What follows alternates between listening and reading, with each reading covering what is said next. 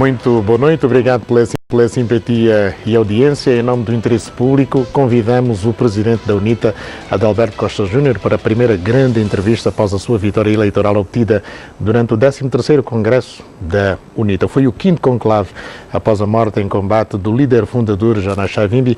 Adalberto Costa Júnior saiu vencedor e, por isso, tem legitimidade e estatuto de líder da oposição. Depois de 32 anos sob liderança de Jana Savimbi e 16 de Isaías Samakuva, a UNITA, com 51 deputados no Parlamento, tem o seu terceiro líder.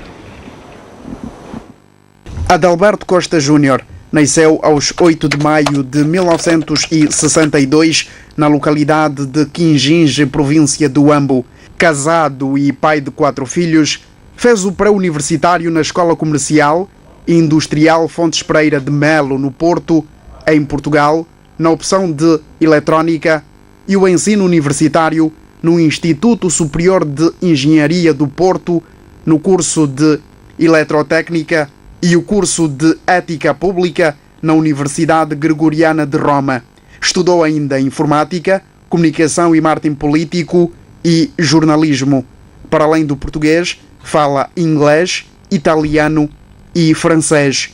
É militante da UNITA há 44 anos, sem qualquer interrupção. Foi responsável da Jura em Portugal em 1980, responsável pelos comitês da UNITA no norte de Portugal em 1983, representante da UNITA em Portugal de 1991 a 1996, representante da UNITA em Itália e junto ao Vaticano de 1996 a 2002, secretário provincial da UNITA em Luanda em 2003, secretário nacional para a Comunicação e Marketing da UNITA de 2004 a 2008, secretário nacional para os Assuntos Patrimoniais da UNITA de 2009 a 2011, porta-voz oficial do partido de 2003 até 2009, membro do Mecanismo Bilateral do Governo UNITA de 2003 até 2008,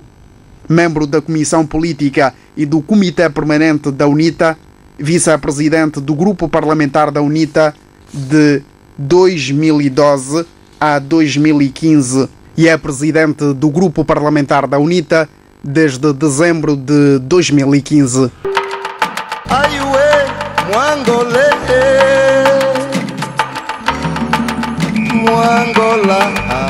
Boa noite, Adalberto Costa Júnior.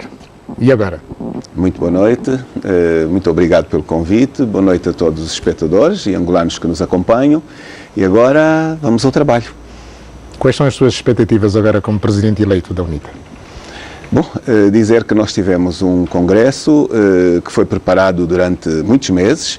Fizemos uma longa campanha eleitoral que nos permitiu visitar todas as províncias do país. Eu só não consegui ir a Cabinda, portanto é uma prioridade lá ir agora, o que nos dá uma grande vantagem sobre a realidade do país em si. Portanto, nós temos uma definição muito objetiva, temos o programa do partido atualizado, não há motivo para perder tempo. Foi este o desafio que direcionei a todos os quadros que tomaram posse esta terça-feira. Agora é de sair dos gabinetes, procurar o cidadão e trabalharmos afincadamente. Uma das teses defendidas durante este 13º Congresso foi o do cabeça de lista. O senhor vai ser cabeça de lista do seu partido às eleições de 2022? De facto, houve uma quantidade de teses que animaram os debates do partido ao nível dos últimos meses, mês e meio, 2, e esta é daquelas que teve uma resposta muito clara. O cabeça de lista é o presidente do partido. Há dois grandes desafios para a UNITA e também para quem quer fazer política e quem está, digamos, na política. Falo das eleições autárquicas, não há calendário ainda, mas o presidente do MPLA hoje, nessa qualidade, falou que primeiro é necessário a aprovação deste pacote autárquico e vamos ter eleições, portanto, em 2022. São os dois grandes desafios da UNITA. O senhor quer ser poder em 2020 e poder em 2022? Os partidos políticos são instrumentos de serviço às sociedades e, naturalmente, o objetivo primeiro de um partido político é poder ser a opção dos seus cidadãos para a governação. A UNITA não é diferente e, indiscutivelmente, nós vamos posicionar-nos no sentido de podermos sair vencedores das eleições autárquicas e podermos ser a opção da maioria dos angolanos em 2022. O grande objetivo da UNITA é a partilha do poder nas eleições autárquicas, é isso? Conquistar o poder ou partilhar o poder com o MPLA? Sair vencedor das eleições autárquicas significa ter uma maioria de autarquias ganhas pela UNITA. Mas eu vou àquilo que acabou de dizer. Eu não acompanhei as declarações do Presidente da República, mas é evidente, pelo que se tem passado na Assembleia Nacional, que há um retardar do debate do pacote autárquico por parte do MPLA. Como todos acompanhamos, nós aprovamos em abril de 2019 todo o pacote autárquico. Maio, junho, julho não houve agendamento de nenhuma lei. Sendo uma matéria pertinente e urgente, ninguém conseguiu perceber porque é que houve a exclusão da agenda de toda esta matéria de tamanha importância. Em agosto, nos primeiros dias, debateu-se duas leis e até hoje não voltaram à Assembleia de novo ao agendamento. Portanto, isto deixa-nos uma clara intenção do MPLA estar a intencionalmente retardar as eleições autárquicas. Por que o MPLA quer retardar essas eleições? Tem medo da transferência do poder vertical para o poder horizontal. As autarquias vão fazer uma partilha, claramente, do poder. As autarquias vêm reforçar a cidadania. De facto, o MPLA tem-se habituado ao longo dos anos de tudo mandar, tudo nomear. Isto vai acabar com a assunção das autarquias e, portanto, há um erro. Eu continuo a pensar que é um erro muito grande este desidrato, porque vai acabar por punir os seus próprios membros. Já foi assim quando foi o debate da lei do poder local. O MPLA votou contra na Assembleia, nem passou do debate na Generalidade e depois percebeu quanto tinha cometido um erro político extraordinário. Com as autarquias, se continuar a ir pelo caminho que está hoje a abraçar, vai ser um outro grande erro. Os angolanos todos querem efetivamente uma mudança. As autarquias são uma forma de governação complementar que vem facilitar o desenvolvimento, vem trazer uma maior proximidade entre o cidadão e o governante, vem trazer uma maior fiscalização dos atos de quem governa, vem trazer melhorias a vários níveis. Não são um milagre, mas são incontornáveis. Nós, em termos de referência dos países, por exemplo, de expressão portuguesa, nós vamos com 24, 25 anos de atraso em relação aos outros países. Portanto, mais um atraso. Politicamente, eu tenho a certeza, vai ser assacado a quem for provocar este atraso. Portanto, eu espero que 2020 nós possamos ter eleições autárquicas em simultâneo em todos os municípios do país. É um assunto que nós vamos abordar, mas antes uma pergunta é que no último ato de massas do MPLA, a vice-presidente deste partido, Luísa Damião, dizia que o MPLA, se fosse a votos agora, com a realização destas autarquias, venceria folgadamente. Qual é o seu comentário? Se vence, não sei porque é que as atrasa e está com medo de as enfrentar. Portanto, significa dizer que não tem medo dessas eleições. A prática, nós dizemos a prática é o critério da verdade. O que ela diz não está a fazer. Isto é óbvio para todos os angolanos. O que o MPLA está a fazer é outra coisa, diferente do que está a dizer. E porquê que o senhor quer eleições em todos os municípios e em simultâneo? Por uma questão de igualdade de oportunidades. Nós não temos uma Angola de primeira para uns angolanos e uma Angola de segunda, de terceira e de quarta para outros. Portanto, nós defendemos efetivamente condições iguais para todos os cidadãos deste país. Nós já temos mesmo diferenciações extraordinárias.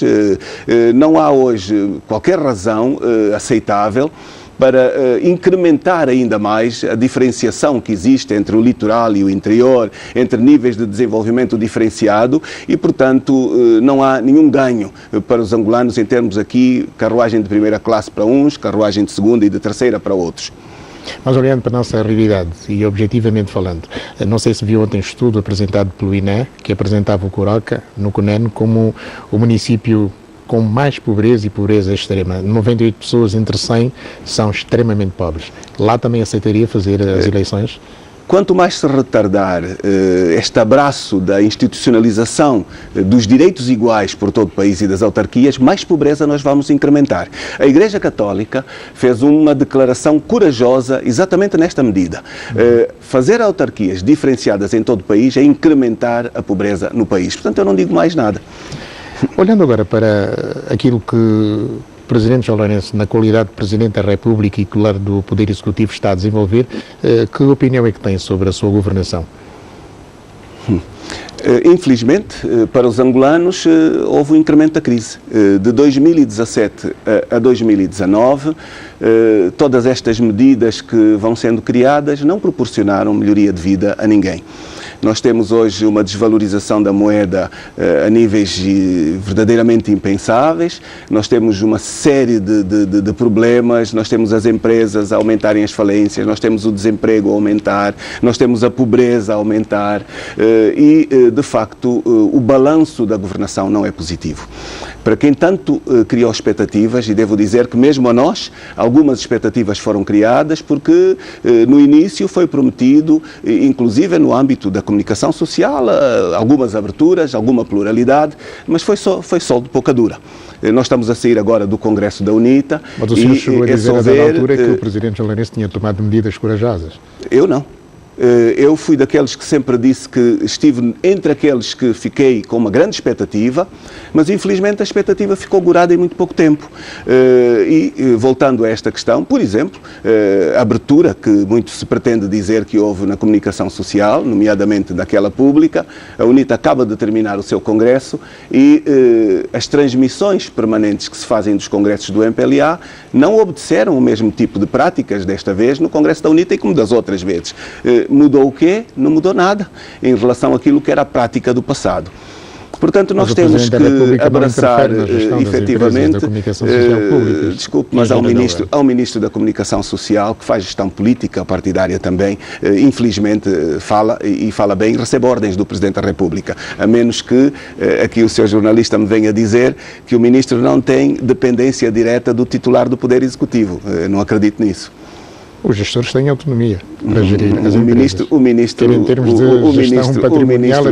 ministro Gérias controla-as e, infelizmente, de facto, estas transformações ainda não correspondem à prática, à realidade. Ainda voltando às suas expectativas, não teme também que essas expectativas estão muito acima, considerando o senhor como o senhor Obama de Angola, possam também não corresponder depois à expectativa de vários quadrantes da sociedade angolana? Bom, tal como, na sua opinião, está a acontecer com o Presidente João Lourenço? Eu tenho a certeza que está a referir a um ambiente de festa do fim do Congresso. Não será algo que tenha sido manifestado por mim ou por algum dos meus colegas. Na verdade, a UNITA terminou o seu congresso num ambiente de um grande aplauso de caráter nacional e este elemento agrada, sem dúvida, satisfaz, mas também responsabiliza. No meu caso muito pessoal, eu acompanhei, diria, a grande satisfação, o grande número de mensagens, as chamadas, a manifestação de apoio que ocorre diariamente quando andamos na rua e, de facto, os angolanos gostaram da forma como a UNITA abraçou o seu congresso, a forma como a UNITA abraçou com muita coragem candidaturas múltiplas, com uma enorme exposição pública e abraçaram também o final democrático, com muita transparência, como se procedeu à eleição do presidente do partido. Se de facto esta expectativa é negativa, não é. É uma expectativa muito positiva que nos diz que há uma sintonia entre aquilo que é a expectativa do cidadão e, de facto, o aplauso que a direção acaba por receber. Mas, tal como aqui citei, isto para mim é um incentivo, um acréscimo da responsabilidade. Mas, gente, a UNITA, obviamente, que nunca governou, o MPLA governa desde a proclamação da independência, mas a UNITA tem sublinhado várias vezes que tem vocação de poder e tem uma estratégia, digamos, para governar Angola. Ora, quer ser poder em 2022 tem, obviamente, uma estratégia para tirar o país da crise. Que estratégia que a UNITA tem para superar esta crise que nós atravessamos? Antes de mais, dizer que nós conseguimos fazer uma atualização do programa de governação do partido, dos programas internos. Saímos do Congresso muito atualizados nesta medida. É nosso propósito muito firme de trazermos o partido para uma grande proximidade ao cidadão. Fazer das causas do cidadão os atos do partido.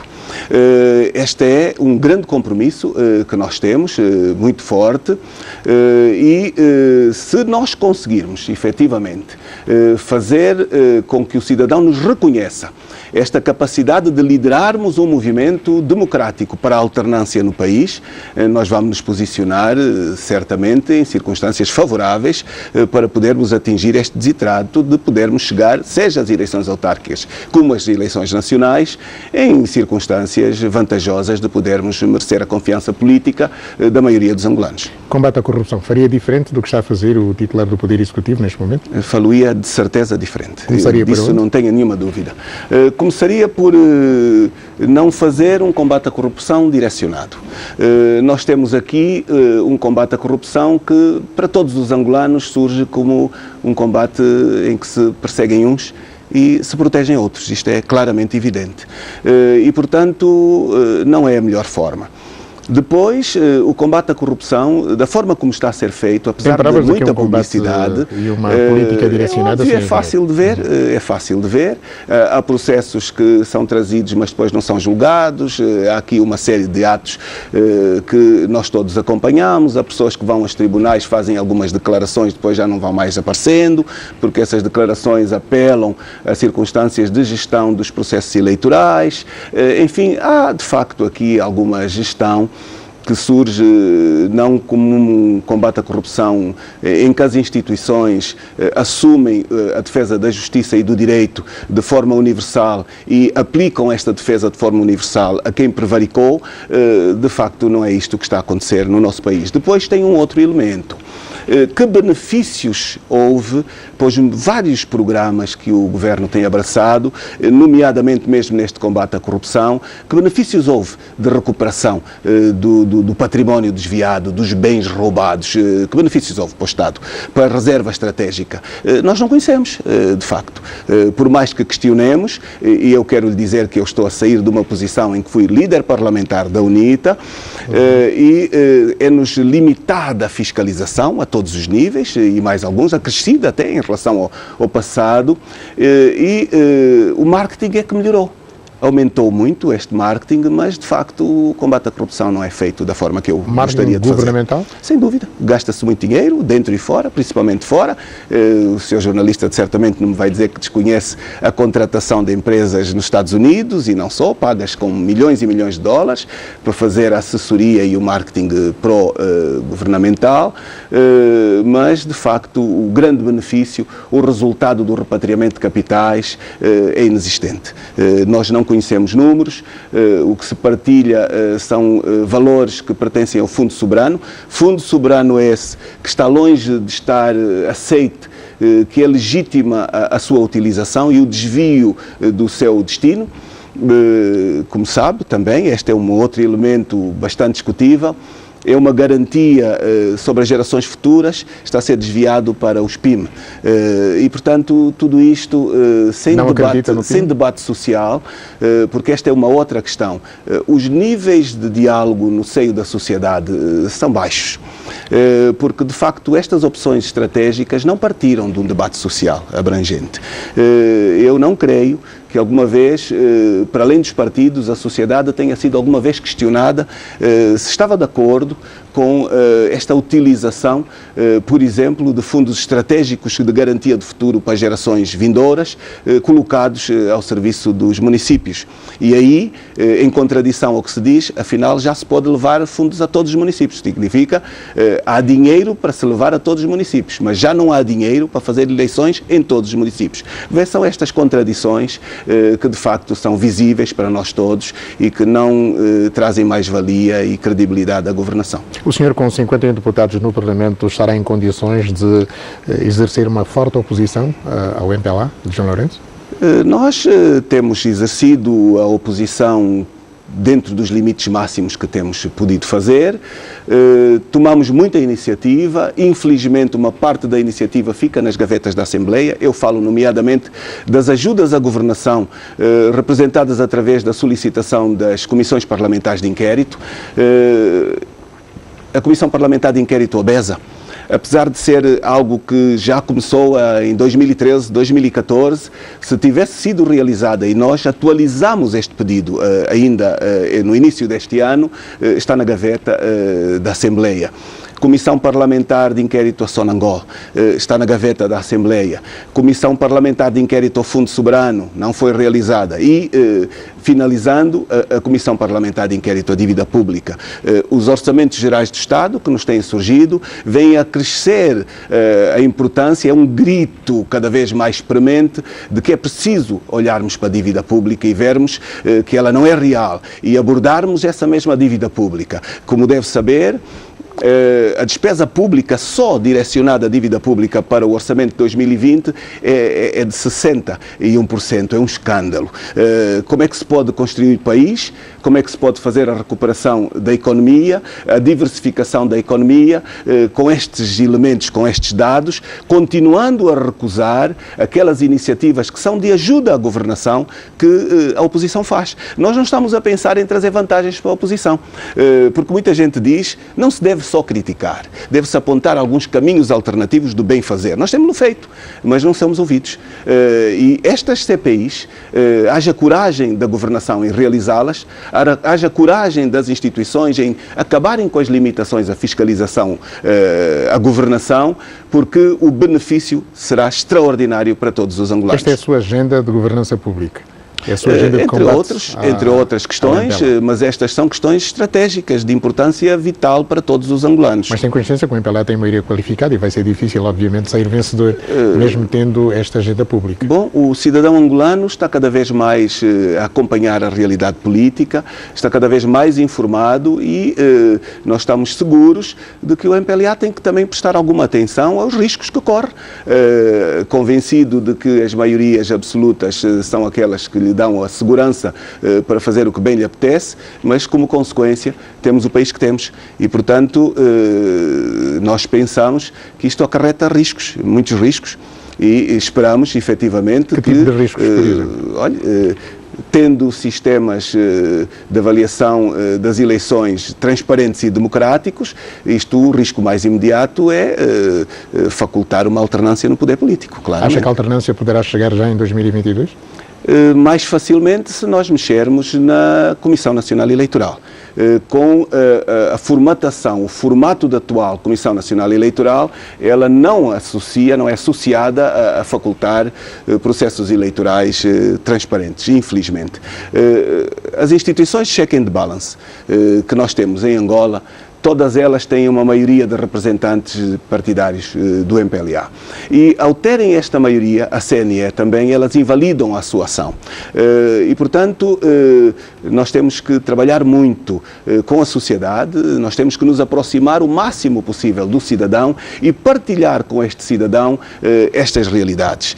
Nós temos que partilhar com o cidadão o facto de que a crise económica que nós temos não se resolve só com medidas de economia, resolve-se com reforma das instituições. Os vícios que nós temos hoje, se não forem tirados, se não forem alterados, se nós não rearrumarmos devidamente o país, medidas, mesmo aquelas corretas de caráter económico, não terão resultados positivos. E, portanto, mas este governo está a fazer reformas à administração do Estado? A reforma da administração não é aquela que seja suficiente em todos os níveis às necessidades. Nós precisamos fazer reformas da própria Constituição, reformas do Estado em si. Há uma reforma da administração apenas. Esta reforma, se ficar apenas por estes critérios, ela também vai acabar por demonstrar-se ineficaz. Vamos falar disso na segunda parte, a revisão da Constituição. Aliás, logo a seguir ao seu discurso de vitória, enfatizou isso mesmo, a revisão da Constituição. É um assunto para mais aqui um bocadinho. Nós queremos ganhar dinheiro licitamente e vamos aproveitar agora. É tempo dos nossos comerciais. A conversa é com Adalberto Costa Júnior, presidente da UNITA, quer ser poder em 2022. Não sai daí.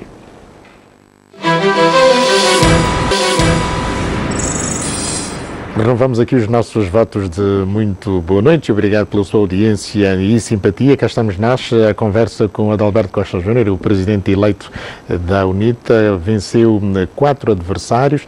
Senhor Engenheiro, 4 adversários de peso neste Congresso da UNITA, o 13º, e o senhor conseguiu, digamos, meter agora na sua estrutura de direção praticamente todas as sensibilidades da UNITA. Havia divisões dentro da UNITA ou não? Não, eu diria que depois de fazermos uma prática democrática invulgar, porque nenhum outro partido alguma vez teve a coragem de partir para uma campanha eleitoral com 5 candidatos, desta forma. E uma campanha livre e aberta. Então, é natural que para uma ou outra pessoa o contraditório da campanha pudesse merecer alguma preocupação de divisão, que não é o facto. E a realidade é que o elenco que fomos indigitar esta semana é um elenco misto, com todas as tendências. Na sua opinião, estes 5 candidatos significa que há democracia interna? Houve liberdade absoluta em optar. Significa que ninguém se sentiu restringido a não se candidatar. E, portanto, é de se tirar o chapéu com esta amplitude. Mas pela porcentagem que nós vimos, havia candidatos que cabiam noutras candidaturas. Bom, não posso estar a fazer esse tipo de avaliação. Cada um entendeu que devia ou não candidatar-se, devia ou não manter a sua candidatura. A verdade é que ninguém desistiu, foram até ao limite e, portanto, sujeitaram-se ao voto dos delegados. O senhor estava confiante na vitória? Bom, eu devo dizer-lhe que me preparei e, de forma atempada, tinha uma candidatura bastante estruturada. Portanto, nesse aspecto, nós fizemos um trabalho tranquilo, percorremos o país com um programa, debatemos esse programa não apenas em termos internos. Eu devo dizer que prestei uma atenção muito especial à sociedade. As forças vivas da sociedade, as autoridades tradicionais, e sempre que pude, falei de forma plural. Creio encontrar-nos agora numa situação favorável, fruto desta própria realidade. E, portanto, a este nível fizemos também uma inovação, devo mesmo dizer. Particularmente porque nós fizemos uma transmissão em direto de todos os nossos atos, sendo atos partidários. Houve muita exposição pública, houve também alguma coragem, e eu penso que a UNITA saiu a ganhar. Talvez por causa disso, algum do aplauso que a sociedade nos direcionou. É evidente que o senhor tem, digamos, um perfil que se adequa aos novos tempos, porque é um bom comunicador, domina, digamos, os dossiês, conhece praticamente também a agenda política nacional e, em particular, a da UNITA, fez diplomacia, esteve no património, esteve no marketing.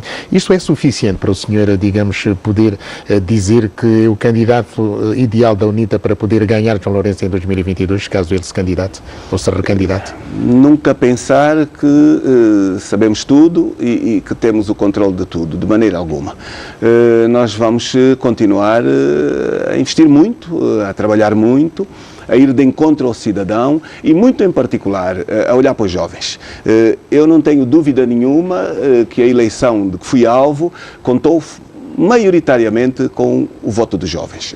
Tendo, porém, o voto de muitos mais velhos, foi a juventude que fez o acompanhamento, a festa, o apoio e tem hoje a maior expectativa da eleição do Presidente da UNITA. E a juventude saiba que a ela será direcionada, sem dúvida, o essencial da nossa candidatura e do nosso trabalho. Como é que o senhor olha para o trabalho da oposição, a oposição parlamentar? Olha, não há um partido oposição parlamentar, portanto, que se desmonte esta realidade.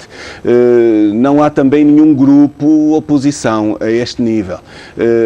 A UNITA tem o seu grupo parlamentar, tem uma orientação política, tem os seus programas e, portanto, a UNITA atua em função daquilo que são as adoções do seu próprio programa, com uma grande sensibilidade à expectativa que o angolano tem, muito em particular.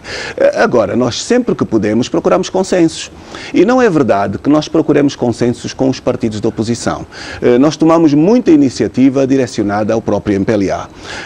Na realidade, não há uma cultura muito grande de o MPLA fazer consensos, mas também já os fizemos, felizmente. Eu devo dizer que, enquanto líder parlamentar, tive a oportunidade de conseguir consensos na Assembleia com todas as forças políticas, inclusive com o MPLA. Através de quê? Através de interesse nacional. Eu não tenho dúvidas que, através do interesse nacional, nós podemos nos pôr a trabalhar todos juntos. Aqui depois vêm as dificuldades que alguns partidos possam ter em abater os interesses dos seus muros partidários. Este é que é o grande problema. Nós não temos tido este tipo de problemas. Eu fiz-lhe essa pergunta sobre, digamos, o peso e a importância que tem a oposição parlamentar por causa do regime presidencialista de base parlamentar que nós temos. Gosta? Como sabe, a UNITA debateu bastante antes da aprovação da Constituição e no final também foi um dos partidos que embarcou claramente por esta opção. Nós debatemos entre o semipresidencialismo e o presidencialismo e depois nos debates internos entendeu-se que na realidade global, africana, em que nos encontramos, o presidencialismo de facto respondia melhor. Agora, o presidencialismo e o respeito pelo papel complementar da Assembleia Nacional são coisas bastante distintas. O que nós temos constatado é que o Poder Executivo atual não tem uma grande cultura da complementaridade dos órgãos de soberania. Infelizmente, não tem. Não tem e a grande verdade é que há uma sobreposição entre aquilo que são os espaços considerados naturais de um poder fiscalizador da governação. Há tentativas de restringir o exercício deste poder e depois vamos aos próprios tribunais. Os tribunais, como órgão de soberania, ainda hoje têm uma ascendência extraordinária e uma limitação daquilo que é o poder executivo. Isto mesmo foi afirmado pelo então Presidente do Supremo Tribunal, quando abriu o ano portanto, judicial este ano. Fiquei surpreendido porque tem sido aquilo que nós temos afirmado, mas a verdade é que o afirmou, que havia interferências e sobreposição do Poder Executivo ao Judicial. E, portanto, nestas questões ainda não se respeitam efetivamente estes aspectos da complementaridade. Ainda falando da oposição, vem aí um novo partido, a Belchi Vucu Vucu, incomoda-o, preocupa-o? Nós temos que ser democratas e, portanto, fazermos bem o nosso trabalho, não nos preocuparmos com a pluralidade, antes pelo contrário. E em relação àquilo que o senhor disse na sua declaração de vitória, a UNITA, se quiser ser poder, tem que conquistar as forças vivas, inclusive ou incluindo os sindicatos. A UNITA terá força para, digamos, poder atrair para si essas forças vivas da sociedade? Nós temos que ter essa capacidade de procurá-las, de sermos um espaço, um esteio de debate, de diálogo, de busca de soluções para os problemas nacionais e este é o nosso grande propósito, a nossa grande disponibilidade. Tal como disse, nós estamos aí para a estrada, sem nenhuma limitação, estamos aí a conversar, falar com as igrejas. Repare, um dos grandes déficits atuais da governação é que o diagnóstico não existe. O diagnóstico global para depois poder direcionar soluções resultam de um debate limitado, restritivo. Este é um dos grandes problemas que nós gostaríamos de ajudar a ultrapassar. Trazer uma grande disponibilidade ao diálogo, ampliar esse diálogo às forças vivas, ir até as igrejas, conversar com os responsáveis destes setores, ir até a sociedade civil. Há estruturas da sociedade civil a produzirem estudos extraordinariamente importantes. Não quero citar nenhum em especial para não deixar de citar outros. A verdade é que a governação não tem uma grande disponibilidade para a auscultação na abrangência deste tipo de partilha, porque pensa sempre que é uma perda de soberania. Eu é que mando, eu é que posso, eu é que governo. Se eu for dialogar no sentido de obter uma melhoria, eu vou estar a restringir eventualmente esta minha condição de ter ganho as eleições. É um grande erro. E, portanto, nós tudo faremos para poder ser ponte de diálogo no âmbito desta sociedade. O seu antecessor, Isaías Samacuva, ficou 16 anos à frente da UNITA. Dizia ele em 2017, durante a campanha eleitoral, que a UNITA, se vencesse, iria dar aos angolanos $500 como salário mínimo. Mantém? Nós temos hoje um cenário diferente a este nível. O país está a viver uma crise acrescida. A crise hoje é muito mais grave do que aquela que nós tínhamos na altura. Temos depois uma série de circunstâncias novas. Nós temos a crise acentuada. Nós temos a desvalorização do Kwanza a limites nunca sentidos. Nós temos problemas cambiais terríveis, a vários níveis. Taxas de juros a crescer. Temos um IVA aplicado, com que nós concordamos, devo dizer, mas aplicado em momento absolutamente errado. E, portanto, nós temos uma série de cenários macroeconómicos de realidades distintas, infelizmente para pior do que aquelas que nós tínhamos. Temos que fazer um estudo de atualização desta matéria. Consigo agora, no Leme, que estratégias tem para a diversificação da economia? Olha, antes de mais, nós temos um diagnóstico bem rigoroso das razões desta crise, bem como de como sair dela. Se me permite uma partilha também muito rápida, pediu-me respostas rápidas, dizer que o que se passou em Angola foi, de facto, algo muito interessante, que nos trouxe a esta crise. A crise não é resultado da baixa do preço do petróleo, como continuamente se continua a dizer. Este país começou a Era da Paz em 2002, 2003, o barril de petróleo atingia os 15, 16 dólares o barril. Para chegar ao período do boom mais alto, entre os 105, 110 dólares o barril, qualquer coisa de extraordinário. O que é que o governo angolano fez? Sempre que a receita crescia, aumentava a despesa. Sempre foi assim. Nós temos aqui orçamentos gerais de Estado multimilionários, extraordinários, em que tivemos sempre despesas verdadeiramente impressionantes. E se nós formos fazer algumas comparações, nós partimos, por exemplo, em 2006, com uma despesa à volta dos 14 mil milhões de dólares, em 2007, creio, para 20 mil milhões, 2008 por aí, para chegar a 2013, nos 54 mil milhões de dólares, 2014 já com déficit nos 60 mil milhões de dólares. Isto são números impressionantes para quem faz contas, o que nos diz que a lógica da governação foi sempre aquela que veio trazer a voracidade dos governantes. Porquê? Porque esta despesa não correspondeu à realização de desenvolvimento. Esta despesa não correspondeu a obras de qualidade. Esta despesa não correspondeu à diversificação da economia, a uma projeção de uma economia alternativa ao petróleo. O que aconteceu é que esta despesa serviu para criar milionários, para desvios, para orçamentos não fiscalizados e a grande questão é esta. Foi a crise acentuando-se porque o petróleo desceu? Ou a crise acentuou-se pelas más práticas dos governantes e estas más práticas não foram alteradas até hoje? Eu, quando entrei para esta entrevista, vi o governador do Banco Nacional de Angola anunciar medidas que o próprio governador e a equipa atual tinham feito o contrário há uns anos atrás.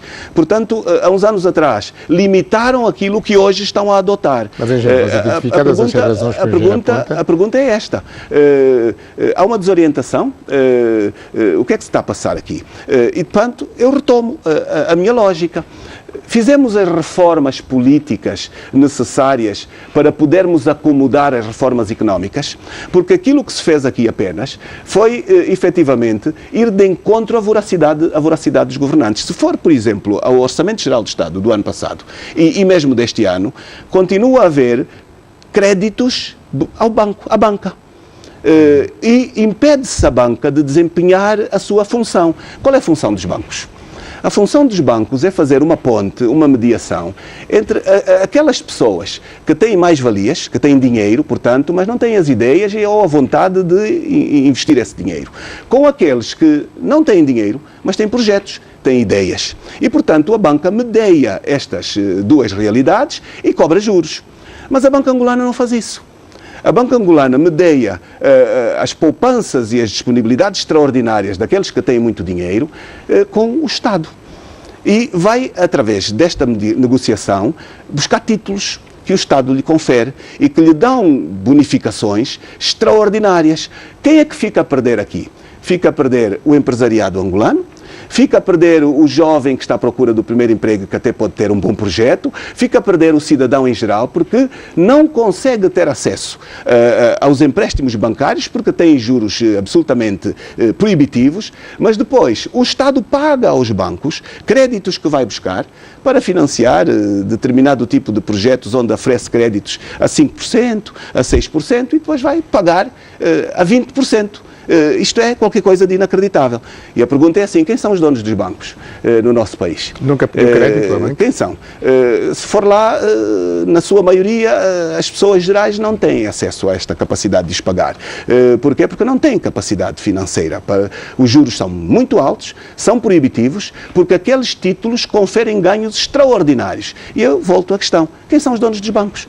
São os decisores também de quem faz os orçamentos, de quem dá estes subsídios. Subsídios estes, por exemplo, que o ano passado eram superiores ao orçamento da educação. Qualquer coisa de inaceitável. Protestámos, mas não fomos ouvidos. Vamos continuar a protestar. Portanto, é por causa destas circunstâncias gerais que nós vemos algumas dificuldades da saída da crise. Como é que se sai da crise se o empresariado não tem acesso ao crédito? Se o crédito é proibitivo? Se os bancos não fazem o seu papel fundamental, como é que se pode sair da crise? Como é que se pode diversificar a economia nestas circunstâncias? É por causa destas questões que nós pensamos que temos, de facto, que descer a uma grande proximidade ao cidadão. Vamos continuar a fazer sugestões, vamos continuar a fazer propostas.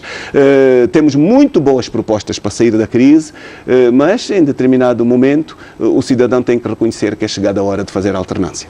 O senhor apontou aqui algumas razões desta crise, sublinha que não é por causa da baixa do preço do petróleo a partir de 2014. É pela falta de reformas nas instituições políticas. Mas também apontou acima aqui, de tudo, digamos, e fez, pontos sobre quem é que está por detrás desta crise, mas já ouvi dizer e falar em amnistia de crimes económicos. Defendeu isso? Tem aqui o Presidente da UNITA. Estava a defender pessoas que lesaram o Estado. Não, de maneira nenhuma. Devo-lhe dizer que estive num debate no AMBO, onde me foi feita a pergunta qual era a avaliação que eu fazia ao combate à corrupção do governo de João Lourenço. E, portanto, foi nessa resposta global em que eu situei o facto de que prender toda a gente sem benefícios nenhuns para o Tesouro não era a saída, não era de facto o caminho a seguir. Portanto, esta foi a minha lógica naquele fórum. Hoje o senhor está perante o Presidente da UNITA com a responsabilidade de o ser e, de facto, nós temos que fazer uma reflexão ampla sobre as modalidades como se estão hoje a não conseguir também fazer o retorno de capitais. Mas, de facto, foi feito por mim esta afirmação no âmbito. Engenheiro Adalberto, vamos fazer aqui mais uma pausa. Quando voltarmos, vamos falar da revisão da Constituição que defende e também da Comissão Nacional Eleitoral. Muito bem. Está combinado? Está muito bem. Então, amigo telespectador, não sai daí, a conversa é com o Presidente da UNITA, Adalberto Costa Júnior. Um curto intervalo, já voltamos. E estamos de volta, a grande entrevista, a primeira que Adalberto Costa Júnior, na qualidade de Presidente da UNITA, concede a um órgão de informação. Há pouco o engenheiro Adalberto fazia críticas ao serviço público, aos média públicos. Pergunto-lhe em relação à Rádio Despertar. Foi um acordo político, o acordo de Lusaka de 94, que nasceu a Despertar. Na sua opinião, é para continuar? Espero que o Governo tenha a condição de respeitar efetivamente as promessas que fez. Deveria ter uma licença de emissão nacional que não tem. Tem uma emissão restringida aos limites da província de Luanda. Mas defende que portanto, hoje, alcançada a paz em 2002, faz algum sentido que haja a Rádio Despertar?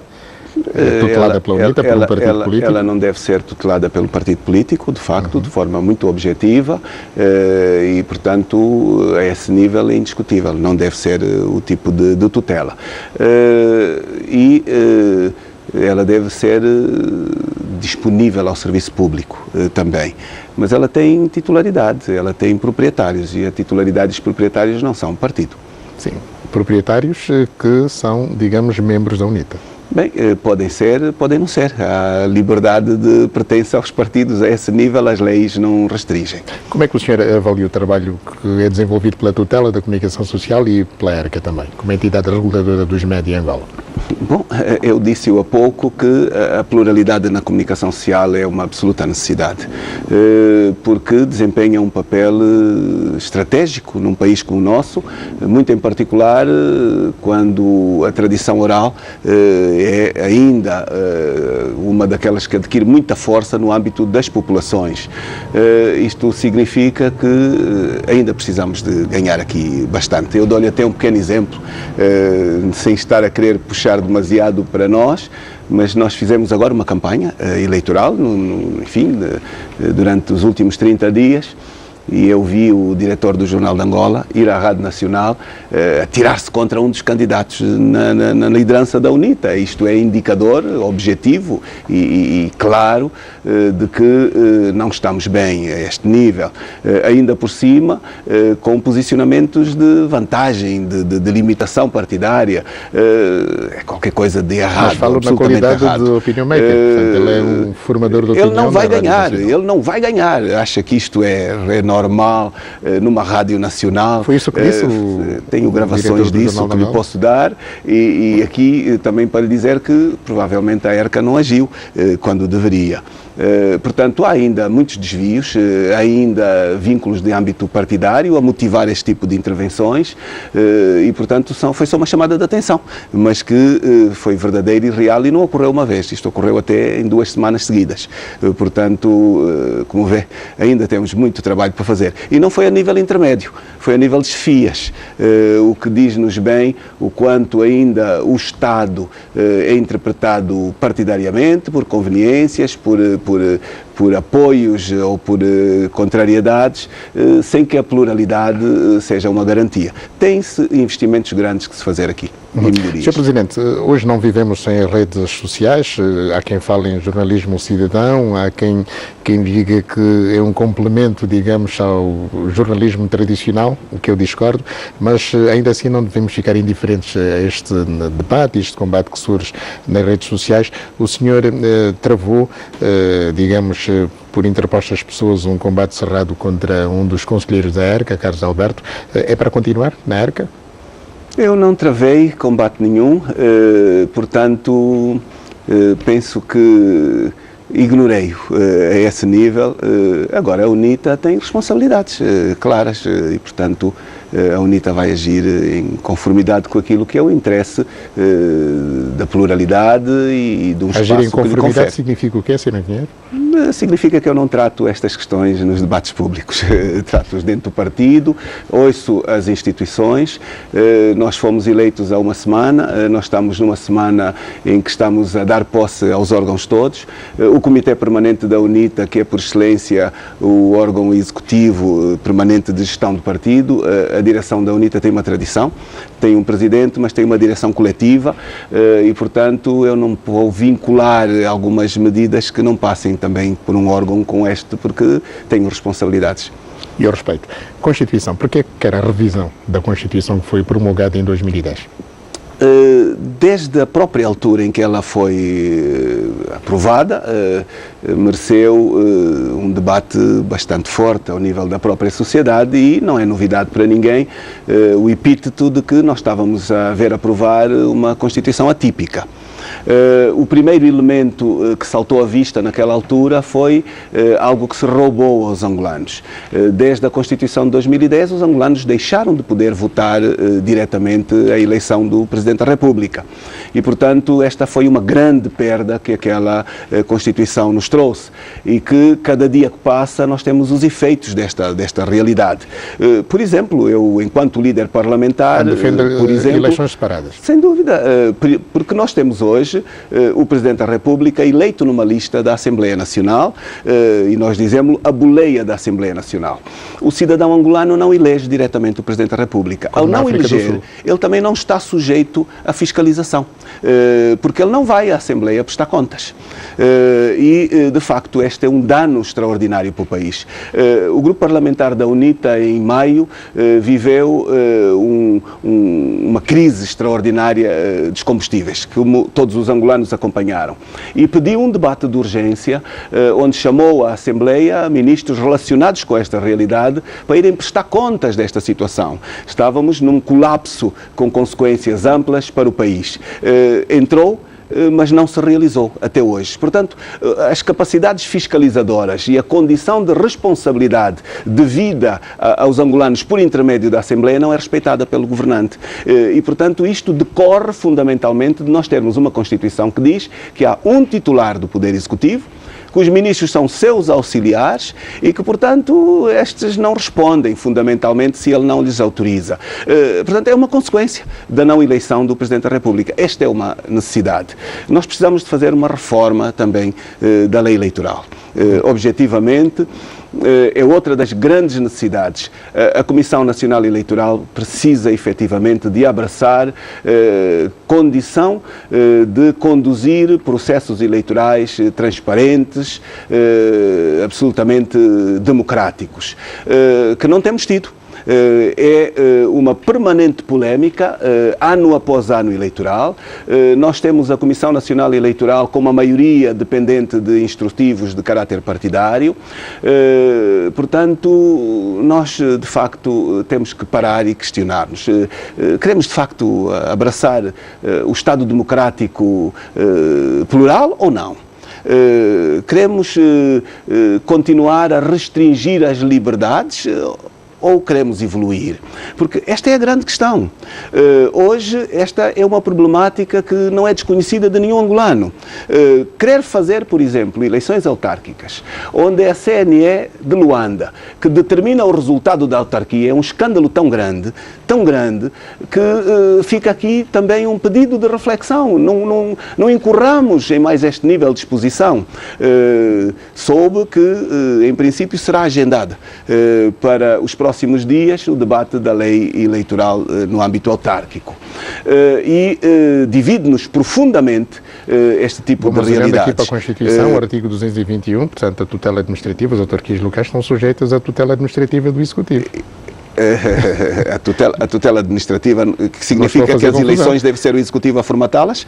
Se é isso que me está a questionar? Não, tem que olhar para o artigo 221. Ele é muito claro em relação à tutela administrativa. Acha que é o Executivo que deve ditar o formato da modalidade eleitoral?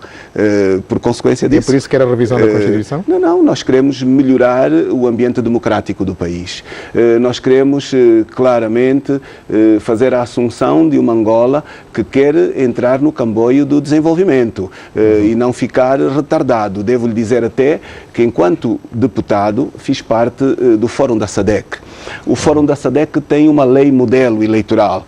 Esta lei modelo eleitoral está bastante evoluída e ter-nos-ia terminado com os conflitos se fosse adotada em Angola. Há um pressuposto dos países membros abraçarem a lei modelo eleitoral dos seus países membros. E, portanto, para lhe dizer que até temos estas facilidades, mas não estamos a abraçar estas ajudas que nos vêm da região e que terminam com as dúvidas e as interferências que nós temos hoje na CNE. Garantem, efetivamente, uma Comissão Nacional Eleitoral independente. E, portanto, nós temos que evoluir. Tenho duas questões. Muito bem. Uma delas é relacionada com o governo sombra que o senhor manteve e com o Raul Nanda à frente. Muito bem. Creio que não resultou com Isaías Samacuva. Vai resultar consigo? O governo sombra tem razão de ser. Nós queremos trazer um crescendo de intervenção pública por especialidade. Nós vamos dedicar ao Governo Sombra as condições totais para ter eficácia. Portanto, é quanto lhe posso dizer. Projeto Mongai, acha que está válido para o senhor sair poder em 2022? Foi bastante discutido no Congresso. No âmbito dos referentes há uma continuidade dos valores e, portanto, a este nível não há nada a discutir. O senhor vai se manter inspirados nesta matéria. Inspirado em Jonas Savimbi? É bom que me tenha colocado esta questão e eu penso que vou-lhe dar um passo mais à frente, que provavelmente lhe quereria questionar. Não, digo isso foi uma das teses que foi defendida em Congresso.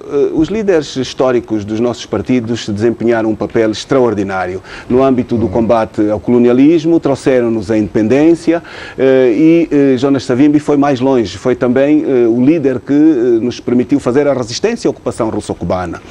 E, portanto, aquilo que que é hoje a assunção da democracia, economia de mercado, uma série de questões têm também o mérito da intervenção deste senhor.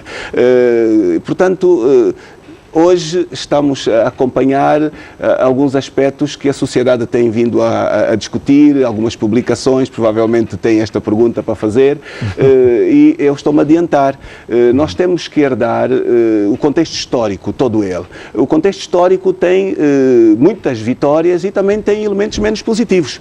E isto é partilhado por todos os movimentos, é partilhado inclusive pelo grande Manguche a todos os níveis. Portanto, eu penso que nós temos que ter a humildade de reconhecer que também temos aspectos menos positivos, mas saber valorizar os aspectos positivos de quem tanto deu a este país. E em relação a isso, aos tempos históricos, o senhor sublinha, aliás, na sua divisa, que a cada momento histórico, um líder. O senhor é o líder do momento?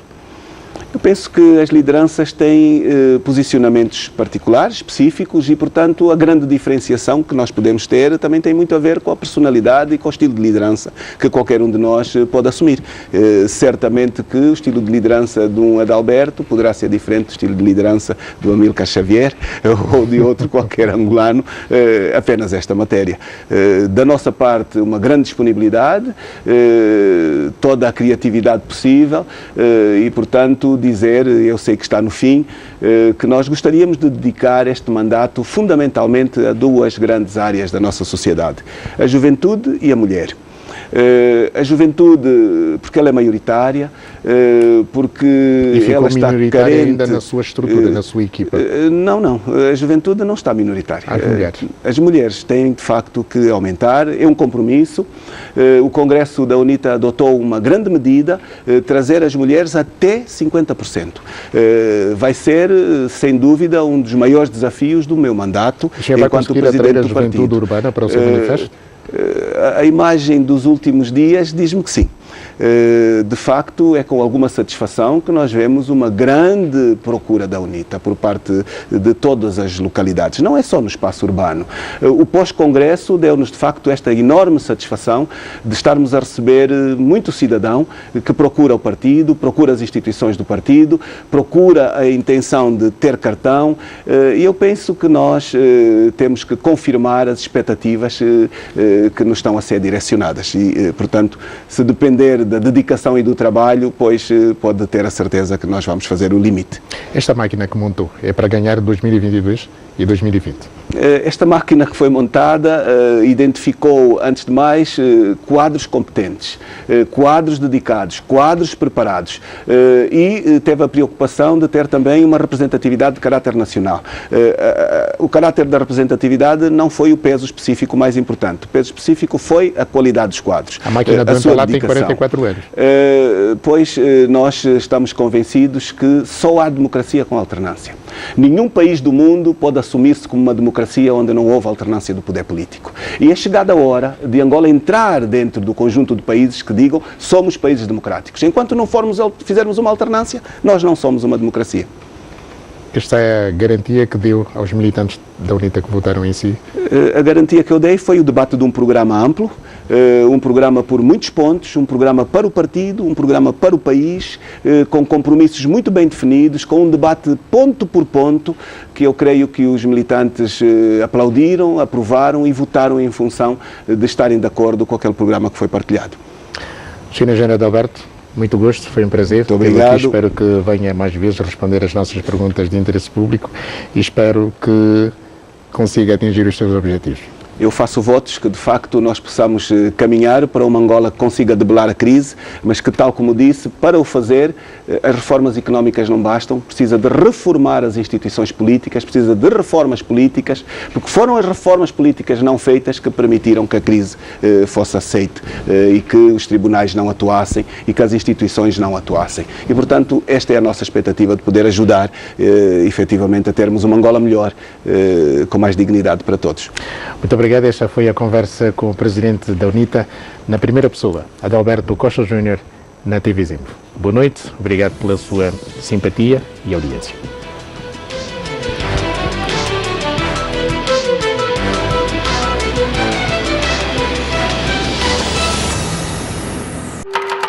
Aiuê, Mwangolê. Angola.